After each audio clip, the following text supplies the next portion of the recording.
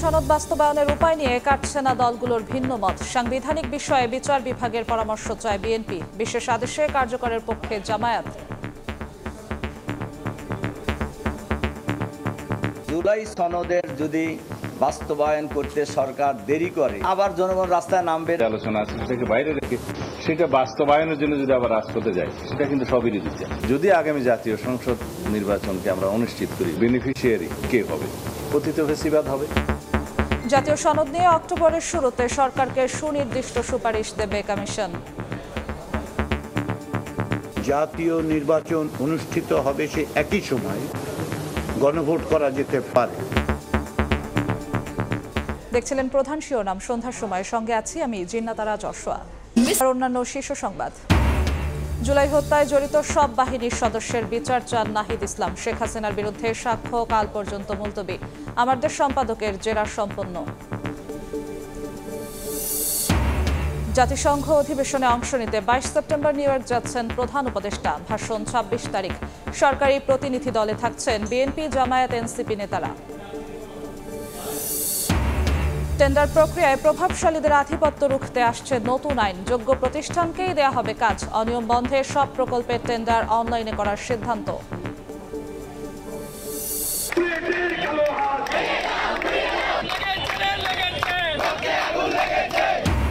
দাবি আদায়ে দিনভর পলিটেকনিক শিক্ষার্থীদের বিক্ষোভ। রাজধানী সহ বিভিন্ন জেলায় সড়ক ও রেলপথ অবরোধ। 4 দফা বাস্তবায়নে আরও কঠোর কর্মসূচির হুঁশিয়ারি। শারদীয় দুর্গোৎসব সামনে রেখে প্রতিমা তৈরির ব্যস্ততা। 24 ঘন্টা নজরদারিতে থাকবে মণ্ডপ। পূজা ঘিরে কোনো হামলার শঙ্কা নেই, জানালেন স্বরাষ্ট্র উপদেষ্টা।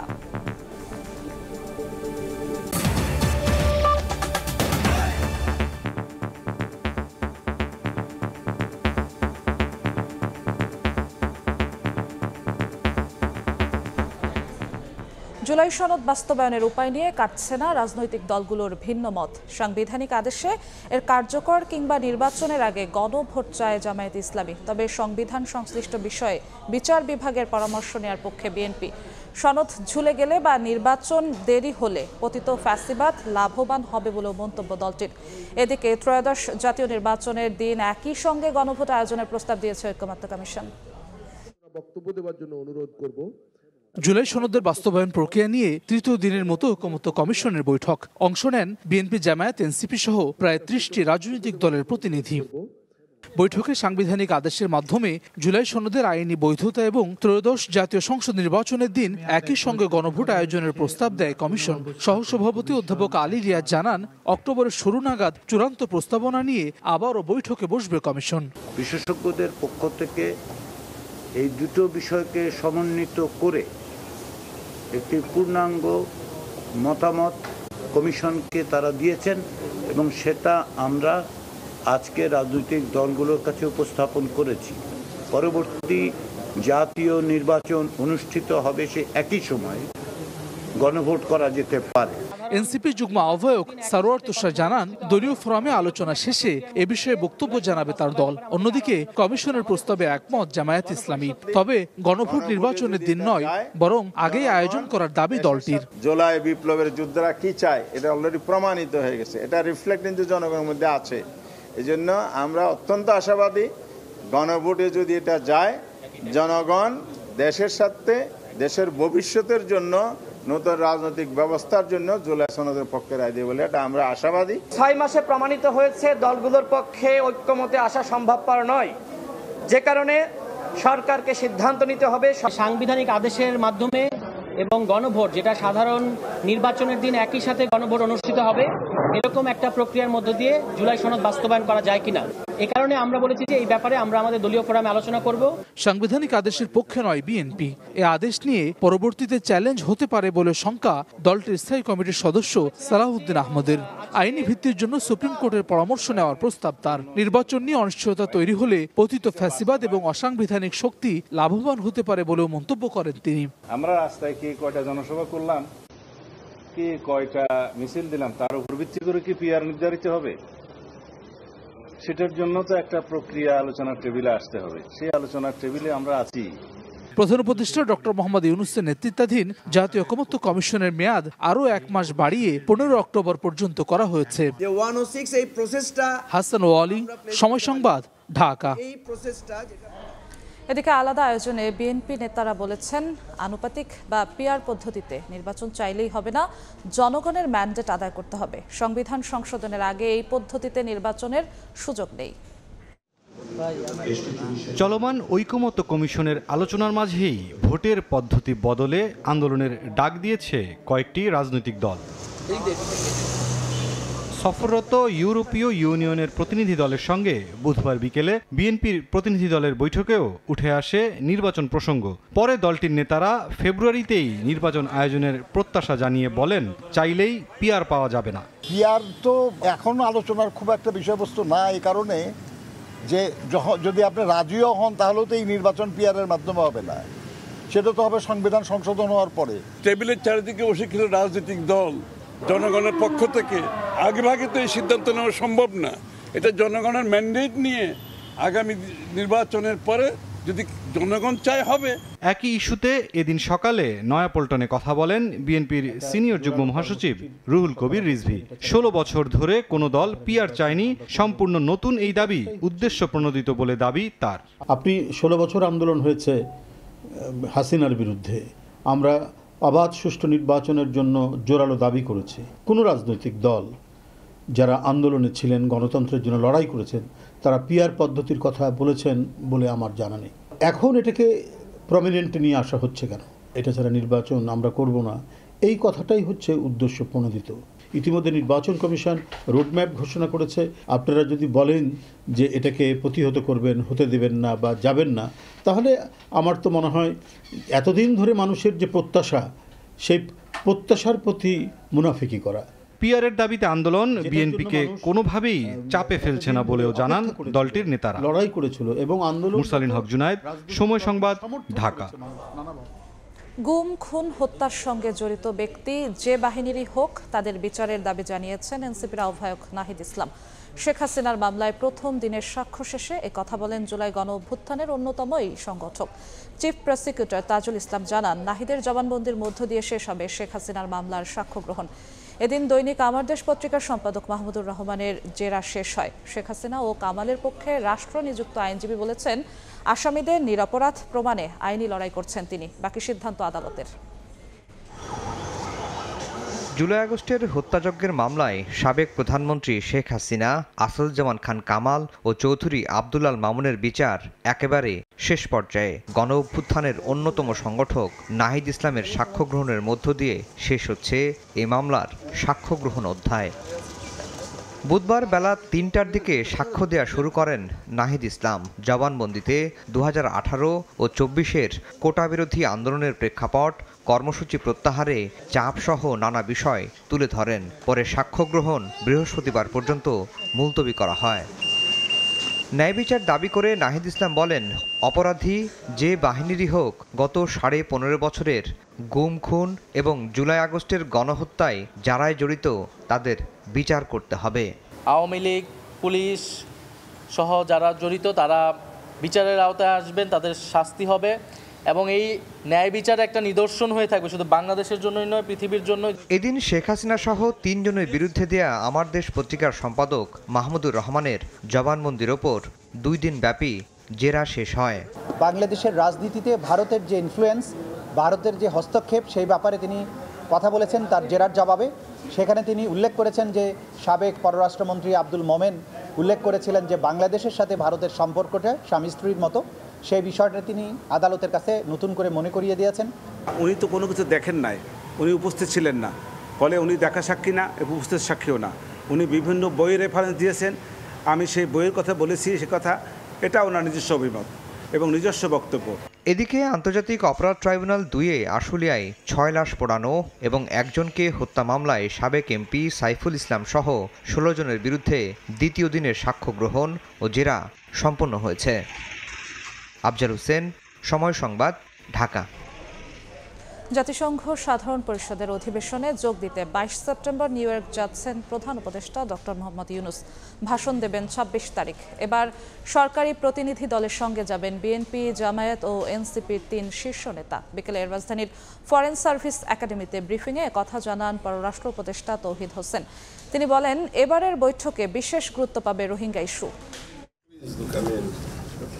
জাতিসংঘ সাধারণ পরিষদের 80তম অধিবেশনে যোগ দিতে 22 সেপ্টেম্বর নিউ ইয়র্কের উদ্দেশ্যে দেশ ছাড়বেন প্রধান উপদেষ্টা ডক্টর মোহাম্মদ ইউনূস।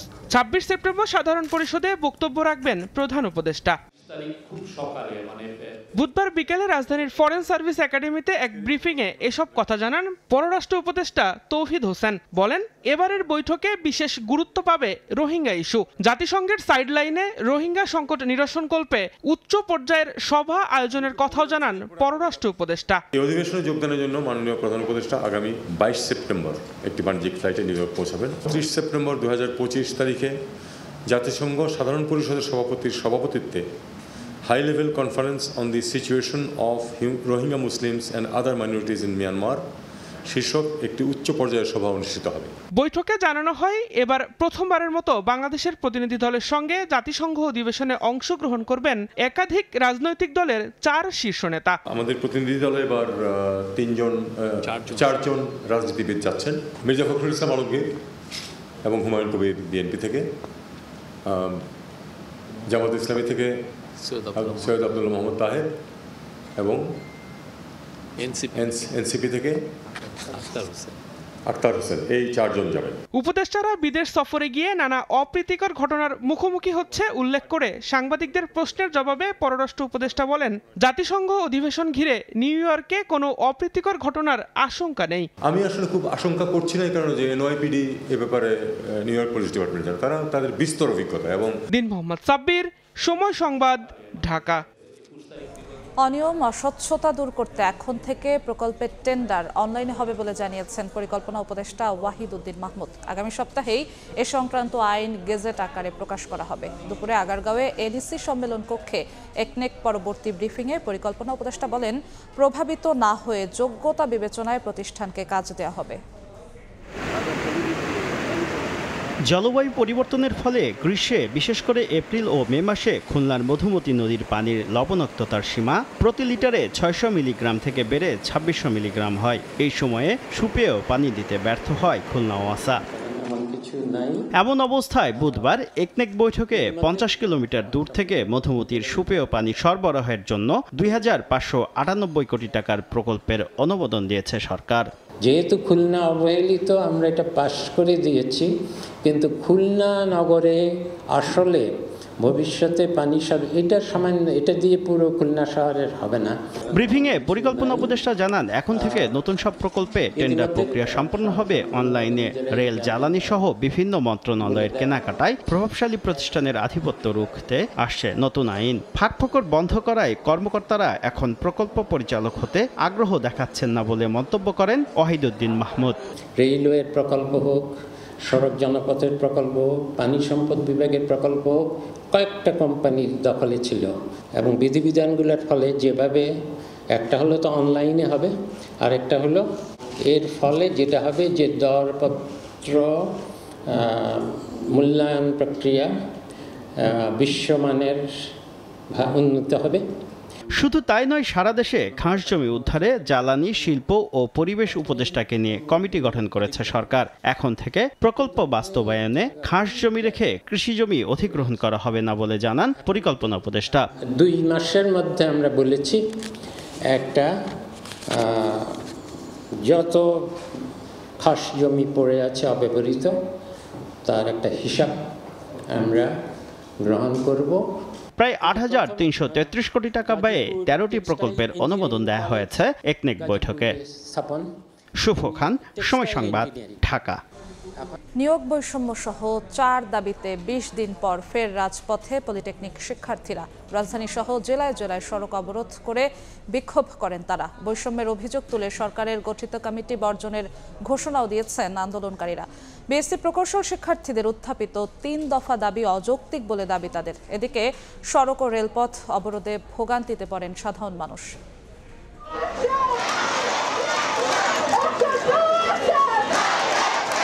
দাবি আদায়ে 20 দিন পর আবারও রাজপথে ডিপ্লোমা ইঞ্জিনিয়ার শিক্ষার্থীরা। রাজধানীর তেজগাঁওয়ে চলে অবরোধ, বিক্ষোভ, বন্ধ হয়ে যায় যান চলাচল।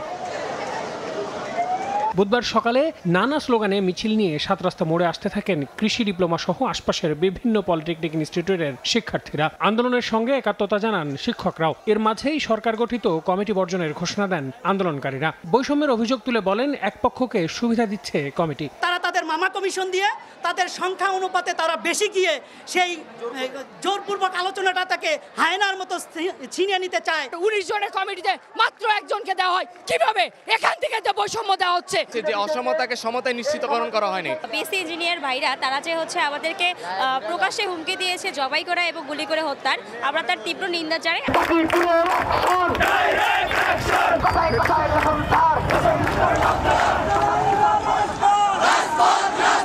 এদিকে জেলায় জেলায় সড়ক, মহাসড়ক ও রেলপথ অবরোধ করে বিক্ষোভ করেন পলিটেকনিকের শিক্ষার্থীরা। দিনাজপুর, ফেনী ও রাজশাহীতে রেলপথ, গাজীপুর, বরিশাল, যশোর ও গোপালগঞ্জে মহাসড়ক অবরোধ করে ব্লকেট কর্মসূচি পালন করেন তারা। দাবি আদায়ে দেন বিভিন্ন স্লোগান। তাদের যদি 3 দফা মানা হয়, তাহলে আমাদের যে সরকারি 50টা পলিটেকনিক এবং বেসরকারি 600+ পলিটেকনিক এগুলি বন্ধ ঘোষণা করুন। যতদিন পর্যন্ত আমাদের এই 7 দফা বাস্তবায়ন করা না হবে, আমরা বিভিন্ন কর্মসূচি পালন করব এবং রাজপথেই অবস্থান করব। সাধারণ জনগণের অবরোধ করতে চাচ্ছি না, আমরা জাস্ট তাদেরকে দেখাইতে চাচ্ছি যে আমরা আছি, আমরা চাইলে অনেক কিছু করতে পারি, কিন্তু আমরা করতেছি না। এ সময় জনভোগান্তি এড়াতে সরকারকে বিষয়টি সমাধানের আহ্বান জানান ডিপ্লোমা প্রকৌশলীরা। এদিকে সচিবালয়ে বৈঠক শেষে উপদেষ্টা ফজল কবির জানান, বিসিএস ও ডিপ্লোমা প্রকৌশলীদের সমন্বয়ে গঠিত কমিটির সুপারিশ না দেওয়া পর্যন্ত আন্দোলন বন্ধ রাখার আশ্বাস দিয়েছে উভয় পক্ষ। জাতীয় ঐক্যমত্য কমিশনের মতো যাতে ওনারা নিজেরাই কারণ নিজেরা সমাধান করলেই সেটাই হচ্ছে সবচেয়ে শ্রেষ্ঠ সমাধান। এবং ওনারা এটাও প্রতিশ্রুতি দিয়েছেন যে ওই কমিটির সুপারিশ না আসা পর্যন্ত তারা আর কোনো আন্দোলন করবেন না। অবস্থান কর্মসূচি ঘিরে প্রায় 2 থেকে 2.5 ঘন্টা সড়ক ও রেলপথ বন্ধ থাকায় বিপাকে পড়েন সাধারণ মানুষ। আল আমিন তুষার, সময় সংবাদ, ঢাকা। রাকসু নির্বাচন ঘিরে প্রার্থীদের প্রচারণায় মুখর রাজশাহী বিশ্ববিদ্যালয়। ক্লাসরুম, ক্যাফেটেরিয়া, কমন রুম সহ প্রতিটি স্থানে গিয়ে শান্তিপূর্ণ ক্যাম্পাস করার প্রতিশ্রুতিতে ভোট চাচ্ছেন প্রার্থীরা। এদিকে চাকসু নির্বাচনে মনোনয়নপত্র জমাদানের সময় বাড়ানো হয়েছে বৃহস্পতিবার পর্যন্ত। মতিহার ক্যাম্পাসের সর্বত্র নির্বাচনী আমেজ। ক্লাসরুম, ক্যাফেটেরিয়া, কমন রুম সহ প্রতিটি স্থানে সরব বিচরণ প্রার্থীদের। বিভিন্ন প্যানেলের প্রার্থীদের প্রচারণায় মুখর রাজশাহী বিশ্ববিদ্যালয় ক্যাম্পাস। স্বপ্নের ক্যাম্পাস গড়ার প্রতিশ্রুতি দিয়ে ভোট চাচ্ছেন প্রার্থীরা। পরিবেশ এখনো পর্যন্ত স্থিতিশীল, কোনো রকম কোনো অসুবিধা প্রার্থীদের হচ্ছে না। চাওয়া পাওয়া নতুন করে উঠে আসছে আমার ইশতেহারের বাইরেও, তো আসলে এইসব নিয়ে আমার কাজ করার ইচ্ছা। রাকসু নির্বাচনে স্বচ্ছ ব্যালট বাক্স, ছবিযুক্ত ভোটার তালিকা, ম্যানুয়াল পদ্ধতিতে ভোট গ্রহণ, কালো টাকার প্রভাব দূর করা সহ 6 দফা দাবি জানিয়ে প্রধান নির্বাচন কমিশনারকে স্মারকলিপি দিয়েছে ছাত্রদল সমর্থিত প্যানেল। দীর্ঘদিন পরে যে রাকসু নির্বাচনটি হতে যাচ্ছে, এটি যেন একদম স্বচ্ছ, নিরপেক্ষ এবং প্রশ্নহীনভাবে অনুষ্ঠিত হয়। এদিকে ছাত্র শিবির সমর্থিত প্যানেলও প্রধান নির্বাচন কমিশনার বরাবর 9 দফা দাবি জানিয়ে স্মারকলিপি প্রদান করেছেন। 6টা দাবি, তার মধ্যে সবগুলোর ক্ষেত্রে আমরা একমত, কিন্তু একটার ক্ষেত্রে আমরা দ্বিমত, সেটা হচ্ছে যে ম্যানুয়ালি ভোট গণনার যে দাবিটা তারা করেছে। এদিকে প্রধান নির্বাচন কমিশনারের সঙ্গে সৌজন্য সাক্ষাৎ করেন রাজশাহী বিশ্ববিদ্যালয়ের বিএনপিপন্থী শিক্ষক ফোরাম। কোনোভাবে নির্বাচন প্রশ্নবিদ্ধ বা বিতর্কিত না হয় সে বিষয়টি নজর দেওয়ার অনুরোধ জানান তারা। গণতান্ত্রিক উপায়ে ভোট হবে, সেই ভোটটা বয়কট করবে সেই আশঙ্কা বা সেই জায়গাতে না তৈরি হয়, সেই পরামর্শই কিন্তু আমরা এখানে দিতে আসছি। একটি দাবি ব্যতীত বাকি সবগুলো যৌক্তিক দাবি নির্বাচন কমিশন ইনশাল্লাহ অ্যাড্রেস করবে। এদিকে চাকসু নির্বাচনের মনোনয়নপত্র বিতরণ চলবে বুধবার বিকেল 5টা পর্যন্ত, আর জমাদানের সময় বাড়ানো হয়েছে বৃহস্পতিবার বিকেল 5টা পর্যন্ত। মনোনয়নপত্র যাচাই বাছাই শেষে 21 সেপ্টেম্বর প্রকাশিত হবে প্রার্থীদের প্রাথমিক তালিকা। ওরা আবেদন করেছিল যে তাদের অনেকে মনোনয়নপত্র দিতে পারেনি, সেজন্য তাদের সময় বৃদ্ধি করার জন্য আমরা সেই সময়টা একদিন বৃদ্ধি করে দিলাম। চূড়ান্ত প্রার্থী তালিকা প্রকাশ হবে 25 সেপ্টেম্বর। এরপর প্রচারণা করতে পারবেন প্রার্থীরা। খাদিজা স্বপ্না, সময় সংবাদ।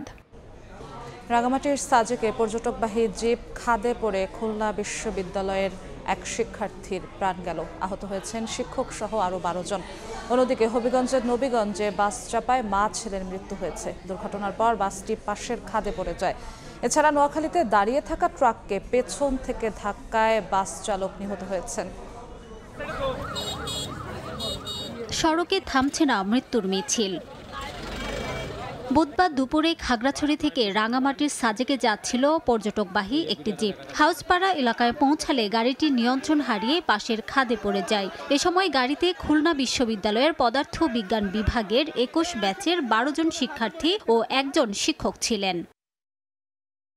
ঘটনাস্থলেই রুবিনা আফসানা রিঙ্কি নামে ৪র্থ বর্ষের এক শিক্ষার্থী মারা যান। খবর পেয়ে সেনাবাহিনী ও পুলিশ আহতদের উদ্ধার করে খাগড়াছড়ি জেনারেল হাসপাতালে ভর্তি করে। এদিকে হবিগঞ্জের নবীগঞ্জের দিনাজপুর কলেজের সামনে রাস্তা পার হচ্ছিলেন সাগরদিঘি এলাকার বাসিন্দা শামিমা আক্তার ও তার ৪ বছরের ছেলে তকিব। এ সময় সৌদিয়া পরিবহনের একটি যাত্রীবাহী বাস তাদের চাপা দিলে ঘটনাস্থলে মৃত্যু হয়। একই সঙ্গে বাসটি নিয়ন্ত্রণ হারিয়ে রাস্তার পাশের খাদে পড়ে যায়। এ সময় আহত হন বাসের কয়েকজন যাত্রী। এছাড়া নোয়াখালীর সোনাইমুড়ির নাওতলা এলাকায় দাঁড়িয়ে থাকা একটি ট্রাকের পেছনে একটি বাস সজোরে ধাক্কা দিলে চালক নিহত হন। আহত হয়েছেন অন্তত ৩৩ যাত্রী। রিমু সিদ্দিক, সময় সংবাদ। চট্টগ্রামে সিলিন্ডারের গুদামে বিস্ফোরণে অন্তত ১০ জন দগ্ধ হয়েছেন। এর মধ্যে ৫ জন চট্টগ্রাম মেডিকেলে চিকিৎসাধীন। গুরুতর ৫ জনকে ঢাকা মেডিকেলে পাঠানোর পরামর্শ দিয়েছেন চিকিৎসক। দগ্ধদের শরীরের ২০ থেকে ৭০% পর্যন্ত পুড়ে গেছে বলে জানিয়েছেন চিকিৎসক। নুরজামাল আতিকের ক্যামেরায় শফিকুল আলমের প্রতিবেদন। হঠাৎ বিকট শব্দ। বুধবার ভোরের আলো ফোটার পরপরই কেঁপে উঠে চট্টগ্রামের চন্দনাশ ও সাতকানিয়া উপজেলার মধ্যবর্তী স্থান চরপাড়া এলাকা। পুরো সিলিন্ডার গোডাউনে মুহূর্তেই ছড়িয়ে পড়ে আগুন। স্থানীয়রা ছুটে গিয়ে সিলিন্ডার গুদামে আগুন নেভানোর চেষ্টা করেন। খবর পেয়ে ফায়ার সার্ভিসের ২টি ইউনিট ঘটনাস্থলে গিয়ে ১ ঘন্টার চেষ্টায় আগুন নিয়ন্ত্রণ আনে। দগ্ধ ১০ জনকে উদ্ধার করে চট্টগ্রাম মেডিকেলের বার্ন অ্যান্ড প্লাস্টিক সার্জারি ইউনিটে ভর্তি করা হয়। সিলিন্ডার লোড আনলোড করার সময় এই দুর্ঘটনা ঘটে বলে জানান প্রত্যক্ষদর্শীরা। গাড়ি থেকে গ্যাসের বোতলগুলো নামায় গোডাউনে স্টোরেজ করা হয়।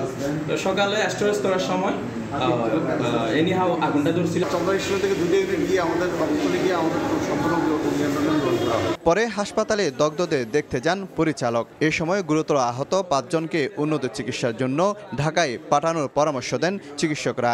১০ জন আমাদের চট্টগ্রাম মেডিকেল কলেজ হাসপাতালে নিয়েছে। এদের মধ্যে প্রায় প্রত্যেকটা রোগী কিন্তু মুমূর্ষু অবস্থা। 60 থেকে 20 পর্যন্ত আছে পার্সেন্টেজে, এবং সবগুলো আপনি দেখবেন মুখে সব পোড়া, এবং এগুলো ইনহেলেশন আছে, এবং সিলিন্ডারটা বাস্ট করছে, মানে এক্সপ্লোসিভ, এই জন্য ওনাদের লাং ইনজুরি হয়েছে। দগ্ধদের শরীরের ২০ থেকে ৭০% পর্যন্ত পুড়ে গেছে বলে জানিয়েছেন চিকিৎসক। শফিকুল আলম, সময় সংবাদ, চট্টগ্রাম। সনাতন ধর্মাবলম্বীদের সবচেয়ে বড় ধর্মীয় উৎসব শারদীয় দুর্গাপূজা ঘিরে প্রতিমা তৈরিতে ব্যস্ত চট্টগ্রামের মৃৎশিল্পীরা। মণ্ডপ স্থাপনের আগে অনেকেই দল বেঁধে দেখতে আসছেন প্রতিমালয়ে। এবার আইনশৃঙ্খলা রক্ষা বাহিনীর কয়েক স্তরের নিরাপত্তার পাশাপাশি পূজা কমিটিরও নিজস্ব নিরাপত্তা ব্যবস্থা রাখা হবে প্রতিটি মণ্ডপে। অনেক বিশ্বাসের ছবিতে বিস্তারিত জানাচ্ছেন ফেরদৌস লিপি।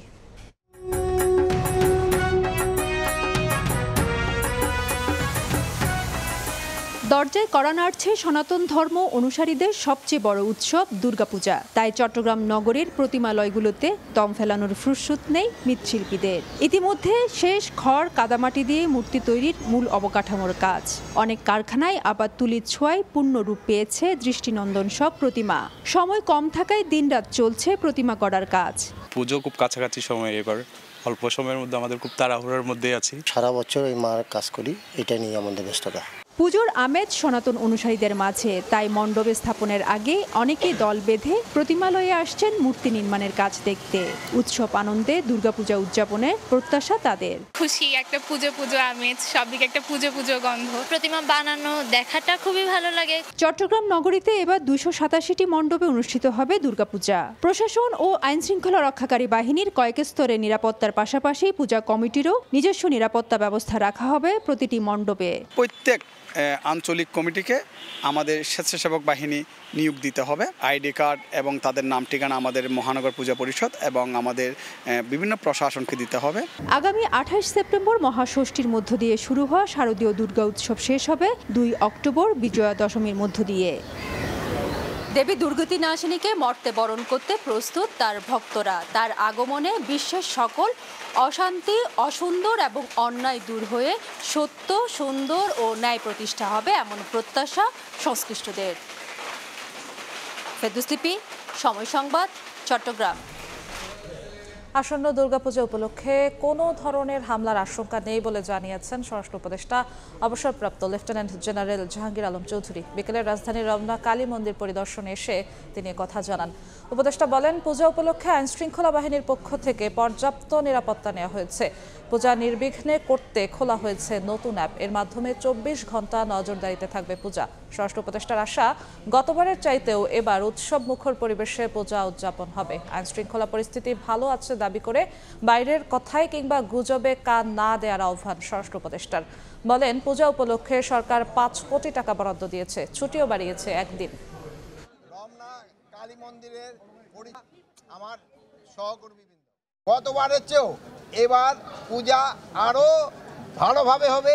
এটা খুব উৎসব মুখর হবে। পূজা যেন নির্বিঘ্নভাবে হতে পারে, এই জন্য আমরা একটা কিন্তু নতুন অ্যাপও খুলেছি। কোথায় কি ঘটবে এটা সাথে সাথে যেন জানা যায়। কোনো হামলার কোনো হুমকি নাই, সব কিছু ভালোভাবে। আপনার বাইরের কথায় কোনো কান দিবেন না, এটা যেন ভালোভাবে হয়ে যায়। এটা আপনাদেরও কিন্তু সবাই সাহায্য সহযোগিতা দরকার। সন্ধ্যার সময় দেশের বাইরের খবর। গাজায় স্থল অভিযানের মূল পর্ব শুরু করেছে ইসরায়েল। স্থানীয় সময় মঙ্গলবার এ তথ্য নিশ্চিত করে ইসরায়েলের সামরিক বাহিনী IDF। পুরোদমে চলতে থাকা এই আগ্রাসনে একদিনে নিহত হয়েছেন অন্তত 106 জন ফিলিস্তিনি। আক্রমণের মুখে দলে দলে গাজার উত্তরাঞ্চল ছেড়ে যাচ্ছেন হাজারো ফিলিস্তিনি। নেতানিয়াহু বাহিনীর বর্বর এই হামলাকে ভয়াবহ আখ্যা দিয়ে তীব্র নিন্দা জানিয়েছে কানাডা। পশ্চিমা বিশ্ব প্রতিনিয়ত গাজায় যুদ্ধ বন্ধ নিয়ে আশার আলো দেখালেও সমান্তরালে কেবলই জোরদার হচ্ছে ইসরায়েলি আগ্রাসন। প্রতি মুহূর্তে গাজার কোনো না কোনো কোণে ধূলিসাৎ হচ্ছে ভবন, প্রাণ হারাচ্ছে অসহায় মানুষ। এর মধ্যেই গাজায় স্থল অভিযানের পরিকল্পনা পুরো দমে শুরুর কথা জানিয়েছে ইসরায়েলি প্রতিরক্ষা বাহিনী IDF। স্থল অভিযানেরই মূল পর্ব কয়েক মাসব্যাপী চলতে পারে বলে এক বিবৃতিতে জানায় ইসরায়েল। দখলদার বাহিনীর বর্বরতায় অবরুদ্ধ অঞ্চলটিতে একদিনেই হারিয়ে গেছে শতাধিক প্রাণ। জীবন বাঁচাতে দলে দলে উত্তরাঞ্চল ছাড়ছেন গাজার বাসিন্দারা। গাজা সিটি ছেড়ে যেতে বাসিন্দাদের জন্য অস্থায়ীভাবে 48 ঘন্টার জন্য একটি রাস্তা খুলে দিয়েছে ইসরায়েল। প্রায় 2 বছর ধরে চলা যুদ্ধে গণহত্যার জন্য ইসরায়েলকে দায়ী করেছে জাতিসংঘের কমিশন অব ইনকোয়ারি। আন্তর্জাতিক আইন মেনে এই দায় স্বীকার করার আহ্বান জানান তারা। এছাড়াও জাতিসংঘের মহাসচিব আন্তোনিও গুতেরেস মঙ্গলবার পুনরায় নিশ্চিত করেছেন যে ইসরায়েল ফিলিস্তিন সংঘাত নিরসনের একমাত্র কার্যকর উপায় হলো দ্বিরাষ্ট্র সমাধান। তবে বাস্তুচ্যুত ফিলিস্তিনিরা বলছেন এই স্বীকৃতি এসেছে অনেক দেরিতে। জাতিসংঘকে যত তাড়াতাড়ি সম্ভব আমাদের পাশে দাঁড়িয়ে যুদ্ধ বন্ধ করতে হবে। কোনো শর্ত ছাড়া এই ন্যাক্কারজনক কর্মকাণ্ডের ইতি টানতে হবে।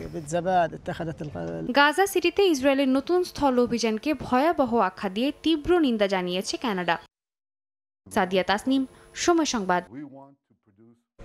মার্কিন প্রেসিডেন্ট ডোনাল্ড ট্রাম্প ও ফার্স্ট লেডি মেলানিয়া ট্রাম্পকে উইন্ডসর ক্যাসেলে রাজকীয় অভ্যর্থনা দেওয়া হয়েছে। প্রাচীন রাজপ্রাসাদে ব্রিটেনের রাজা তৃতীয় চার্লস ও রাজ পরিবারের জ্যেষ্ঠ সদস্যরা তাদের স্বাগত জানান। এ সময় রাজা চার্লসের সঙ্গে কুশল বিনিময় করেন ট্রাম্প। রাষ্ট্রীয় সফরে মঙ্গলবার যুক্তরাজ্যে পৌঁছান মার্কিন প্রেসিডেন্ট। ব্রিটিশ সরকারের পক্ষ থেকে জানানো হয়েছে, সফরকালে দুই দেশের মধ্যে অর্থনৈতিক সহযোগিতা ও নিরাপত্তা বিষয়ক চুক্তি আলোচনায় আসবে। ট্রাম্প ও চার্লসের এই বৈঠককে তাই দুই মিত্র দেশের সম্পর্ক আরও দৃঢ় করার অংশ হিসেবে দেখা হচ্ছে।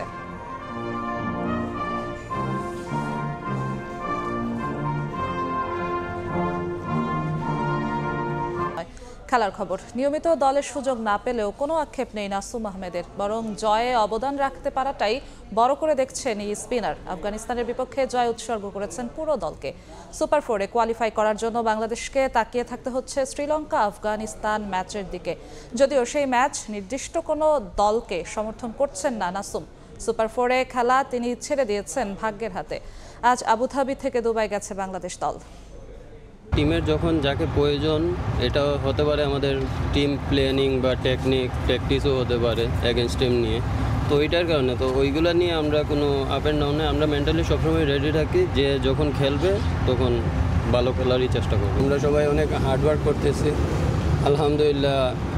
এটা আমার টিমের জন্যই থাক, আমাদের জয়টা আমাদের কাছেই থাক। যারা ভালো খেলবে ওরাই জিতবে। স্পেসিফিকভাবে কাউকে সাপোর্ট করা বা কারোর জন্য দোয়া করা এটা প্রয়োজন আমি মনে করতেছি না। যেইটা লেখা আছে কপালে ওইটাই হবে। তো আমরা এটা নিয়ে এত ভাবতেছি না, যা হবার তাই হবে। আমি সবসময় রেডি থাকি খেলার জন্য, যখনই সুযোগ আসে চেষ্টা করি নিজের সর্বোচ্চটা দেওয়ার। এবং আলহামদুলিল্লাহ অনেক সময় হয় অনেক সময় হয় না, বাট এটার জন্য আল্লাহ তাআলা লাখ লাখ শুকরিয়া আমি যে এইভাবে পারফর্ম করতে পারি। এ পর্যায়ে শীর্ষ সংবাদ জানিয়ে দিচ্ছি আরেকবার। জুলাই সনদ বাস্তবায়নের উপায় নিয়ে কাটছে না ভিন্ন মত। সাংবিধানিক বিষয়ে বিচার বিভাগের পরামর্শ চায় বিএনপি। বিশেষ আদেশের পক্ষে জামায়াত। গণভোটের প্রস্তাব কমিশনের। জুলাই হত্যায় জড়িত সব বাহিনীর সদস্যের বিচার চান নাহিদ ইসলাম। শেখ হাসিনার বিরুদ্ধে সাক্ষ্য কাল পর্যন্ত মুলতবি। আমার দেশ সম্পাদকের জেরা সম্পন্ন। এবং জাতিসংঘ অধিবেশনে অংশ নিতে 22 সেপ্টেম্বর নিউ ইয়র্ক যাচ্ছেন প্রধান উপদেষ্টা। ভাষণ 26 তারিখ। সরকারি প্রতিনিধি দলে থাকছেন বিএনপি, জামায়াত, এনসিপি নেতারা।